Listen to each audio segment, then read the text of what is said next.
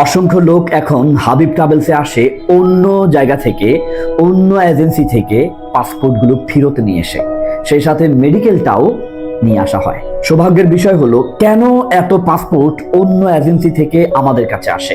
আপনিও যদি এমন জটিলতায় পড়ে থাকেন তবে আমাদের সাথে যোগাযোগ করতে পারেন। আমরা এমনও লোক পেয়েছি যিনি পাসপোর্ট জমা দেওয়ার পর 1 বছর কাটিয়ে দিয়েছে, কিন্তু তার ভিসাও দেয় নাই, পাসপোর্টও ফেরত দিচ্ছে না, এদিক থেকে টাকাও চলে গেছে, কয়েকবার মেডিকেল করা হয়েছে, উনি যেতে পারছেন না। তাহলে উনি কি করবেন? মানে আপনার করণীয় কি? আপনার করণীয় অপশন একটাই, যেখানে আপনি একটা বছরে পান নাই, আলহামদুলিল্লাহ কথা দিচ্ছে সেটা আমাদের এখান থেকে 1.5 মাস 2 মাসের ভিতরেই চলে যেতে পারবেন এবং আমাদেরকে অগ্রিম কোনো টাকা দিতে হবে না। তাহলে আপনার টেনশন করার দরকার নেই। অতএব যারা এই জটিলতায় ভুগছেন, পাসপোর্ট জমা দিয়েছেন, মেডিকেল বারবার করাচ্ছে, ভিসা হচ্ছে না, হবে, দিতেছি, দিব, এমন হয় না আসলে। আলহামদুলিল্লাহ আমাদের এখানে এমন কোনো খবর নেই যার মেডিকেল 2 বার করানো হয়েছে, এখন পর্যন্ত নেই, হয় নাই।